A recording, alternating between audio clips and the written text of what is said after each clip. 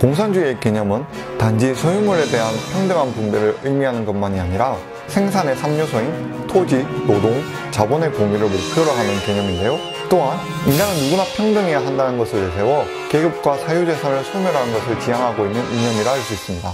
이론적인 설명은 저도 늘 어려워하기 때문에 이 정도로 서두를 열고, 오늘 소개해볼 소설 작품은 1945년에 영국 런던에서 발표된 조지 오웰의 동물농장으로 공정하고 평등한 자원의 분배를 지향하는 공산주의적 정부가 부패로 향해 가는 모습을 담아내고 있는 작품이죠. 소설을 좋아하시는 분들이라면 누구나 읽어봤을 법한 작품이지만 스마트폰 시대에 소설책 읽을 시간이 녹록치 않은 시대인 만큼 짧은 시간 안에 간단하게 요약 정리해보겠습니다. 먼저 줄거리를 살펴보자면 매너 농장이 작품의 배경인데, 이곳에서는 존스라는 농부가 농장을 운영하고 있었습니다. 작가가 매너팜이라고 이름을 붙인 것은 중세시대의 농민들이 귀족들로부터 고통받던 장원을 의미하는 곳이었죠. 그러니까 존스가 중세시대의 귀족이나 영주 혹은 산업혁명 이후에 자본을 손에 쥐고 있는 부르주아였다면, 매너 농장에서 힘들게 직접 일하고 있는 자들은 이 소설 동물농장의 주인공들인 동물들이었던 겁니다. 작품이 비판하고자 하는 시대적 현실 반영을 대조한다면 매너 농장은 현재 존재하는 러시아가 아닌 로마노프 왕조 등의 황제가 통치하던 이전 러시아 제국을 의미했고, 동물농장 시대로 접어들어서는 소련이 탄생한 겁니다.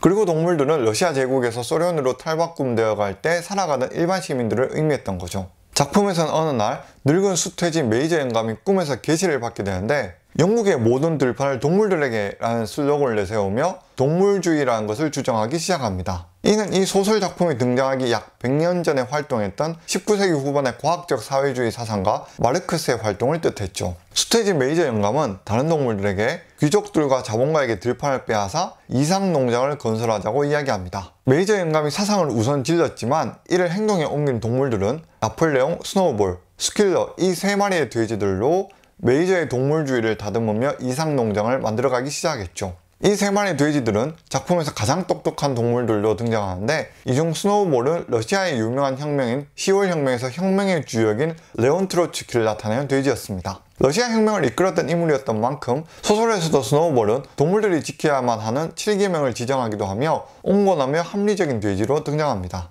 이에 반해 나폴레옹은 프랑스 19세기 초반 프랑스의 황제이면서 동시에 독재자 행보를 보였던 나폴레옹을 뜻하기도 하지만, 시대적 배경으로는 소련 공산당으로 공포정치를 행했던 이오시프 스탈린을 나타내는 돼지였죠. 즉 마르크스를 나타내는 메이저 영감이 공산주의 사상을 만들어내고, 트로츠키를 의미하는 스노우볼과 스탈린을 의미하는 나폴레옹이 현재 인간이 통치하고 있는 매너 농장이 잘못되었다고 주장하는 겁니다. 하루는 인간들이 동물들에게 먹이를 제때 주지 않게 되는데, 이를 계기로 혁명이 일어나면서 인간들은 농장 밖으로 쫓겨나게 되고, 혁명의 성공에 농장을 차지한 동물들은 매너 농장의 이름을 동물농장으로 바꾸게 되죠. 동물주의 사상을 전파했던 메이저 영감이 세상을 떠나고 스노우볼과 나폴레옹이 7계명을 기준으로 동물주의를 실현하며, 초기에는 생산량이 증가하고 모두가 평등한 세상이 다가오는 듯 했습니다. 동물들의 7계명을 요약하자면 두 발로 걷는 생물은 무조건 적이며, 어떤 동물도 옷을 입거나 침대에서 자면 안 되며, 술을 마시는 것도 금하고, 다른 동물들을 죽여서도 안 된다. 그리고 모든 동물들은 평등하다, 이런 내용들도 담겨 있었죠.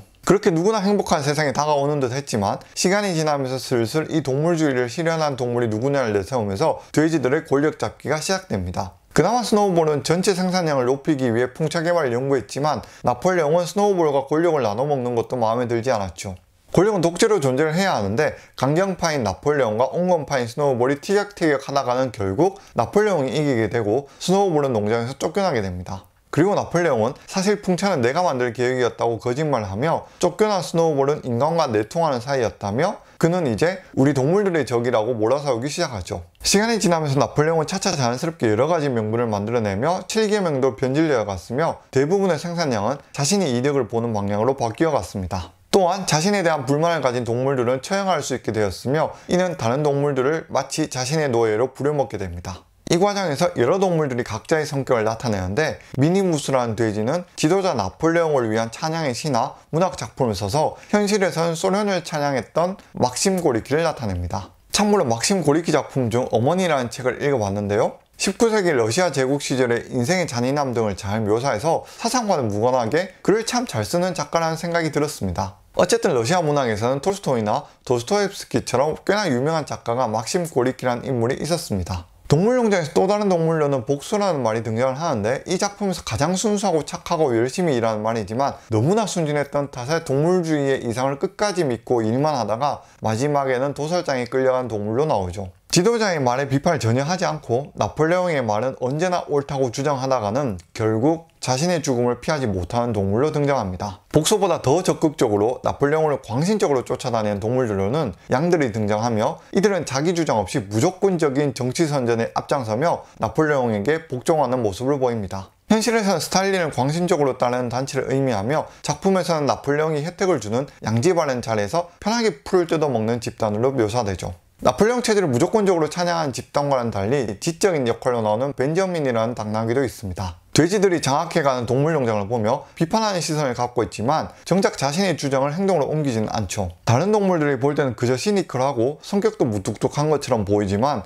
그는 내심 묵묵히 일하는 복수를 존경하고 돼지들이 복수를 도살장에 팔아넘길 때 분노를 보이기도 합니다. 하지만 그의 분노는 복수가 죽으러 가는 그 한순간 잠시 찰나였을 뿐이며, 이제 남은 삶의 고통은 절대 변하지 않을 것이라며 신세 한탄만 하게 되죠. 동물농장에서 말하는 누구나 공정하고 평등한 세상을 꿈꾸는 공산주의는 그 이상으로 많은 이에게 행복을 줄 것만 같지만, 결국 공산주의를 통치하는 주체조차도 개인이라는 인간들에 불과하다는 것을 보여주고 있습니다. 즉, 인간이란 본질이 욕심을 바라는 존재이기 때문에 누군가가 국가를 컨트롤하고 있다면 결국 평등이라는 것은 존재할 수 없다는 걸 나타내고 있죠. 권력의 달콤함으로 인해 독재와 부패로 이어지는 공산주의 비판 소설 동물농장에 대한 정리를 해보았습니다.